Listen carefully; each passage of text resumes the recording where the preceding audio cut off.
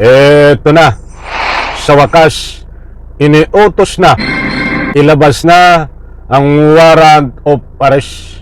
At ito pa ang mas matindi.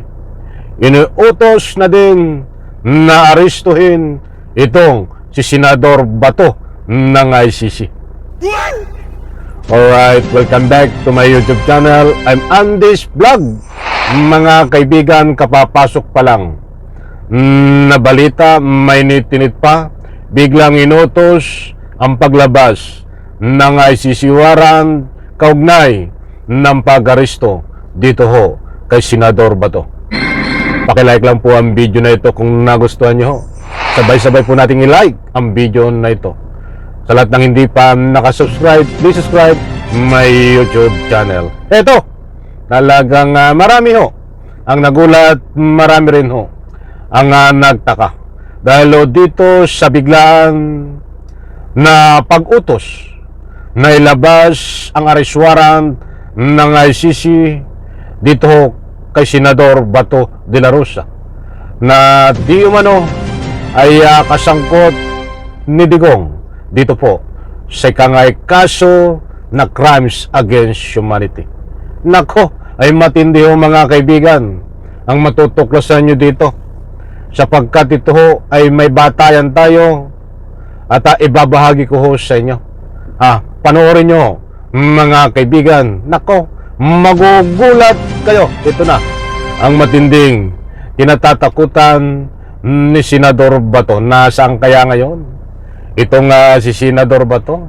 Dahil dito sa ibabahagi ko sa inyo, kasabay ng pag-utos na ilabas ang ICC warrant, ay kasabay din ho ang usapin na pag-aresto, pagdampot kay Senador Bato upang dalhin niyan ho sa Dahig, Netherlands at ikulong sa Riyas na bakal. Nako, ay yari na ho ito. Shoutout po sa lahat. Happy Halloween. Mga mahal kong taga-subaybay, salamat sa suporta. Ito at ibabahagi ko sa inyo. Kumusta ho kayo? Ay matindi ho ito. Biglaan, alam niyo ho, ang ICC ayan ay biglaan ang mga ginagawa kaugnay ho dito sa mga paglabas ng ICC warrant. Ay probe na ho yan. Kita nyo si Digong, walang maniwala no na nilabas ang ICC warrant. Ba't nung aktual na hinuhuli na itong si Digong Duterte ay umiiyak ko itong mga didiles? Saka pa lang ho sila naniwala, mga kaibigan. Heto, at ibabahagi ko po sa inyo. Ipa-plus ko ho sa screen, mga mahal kong taga-subaybay. Nandyan ho. Makikita nyo ang ulo at mukha ni Bato.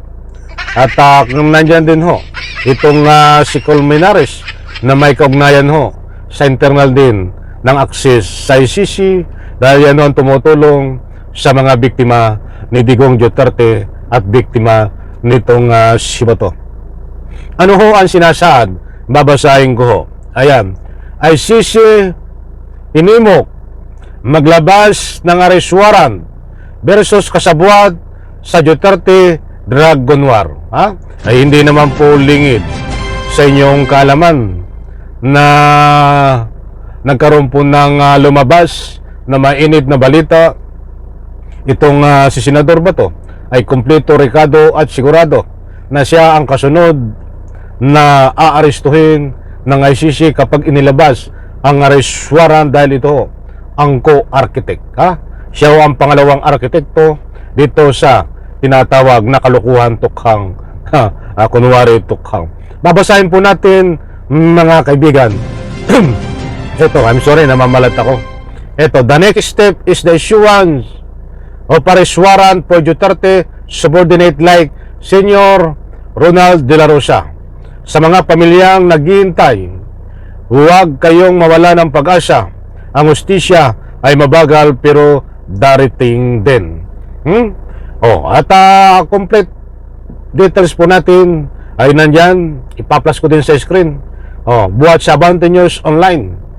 Hinimok ni dating bayan muna Representative Nere Colmenares isang co-counsel para sa pamilya ng mga EJK victim ang International Criminal Court, ICC, na maglabas ng arrest warrant laban sa manoy mga kasabuad ni dating Pangulong Rodrigo Duterte sa war on drugs campaign nito.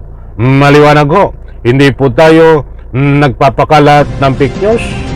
Disclaimer lang ho at kaunting paliwanag para sa lubos yung pangunawa. Datapot sa puntong ito ay nasabi natin na inutos na ilabas ang arrest warrant at arestuhin si Bato. Iano ang gusto kong ipunto ay inutos so hinimok ni dating bayan muna Representative Nery Colmenares. Ang nag-utos so na maglabas na ng arrest warrant at ulihin si Bato at iba pang kasangkot ni Digong Duterte ay itong si Representative Bayan Mura, Representative Colmenares. Maliwanag ho, mga kaibigan, para naman hindi kayo mabiktima ng anumang fake news. Wala pa hong lumalabas na arrest warrant, medyo mabagal ho. But anyway, tayo ay naniniwala kahit ito ay mabagal, ay ito ho, ay nakakuha tayo ng impormasyon na anumang araw, anumang oras, anumang buwan ay ilalabas so ang arrest warrant sa maniwala kayo at sa hindi.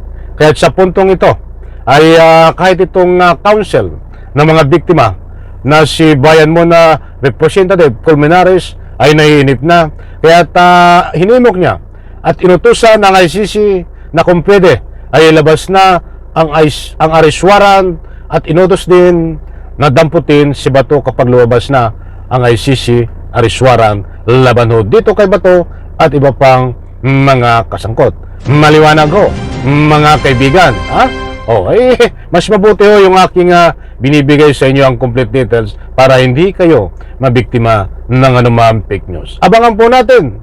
Alam kong kayo ay matagal na rin nag-aabang. Yung iba ay naiinip na, yung iba ay nagagalit na.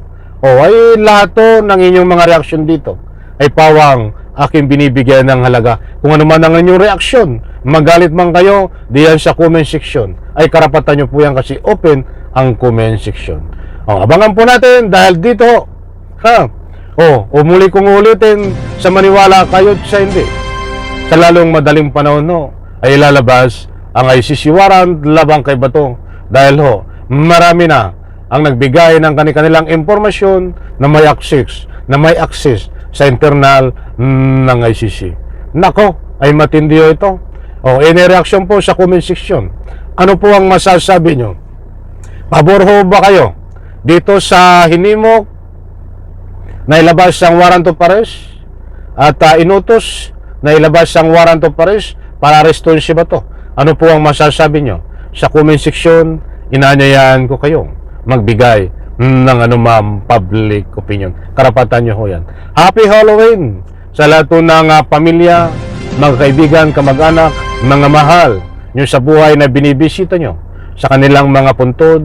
Ingat po tayo, pagpalain tayo lahat. Enjoy the Halloween.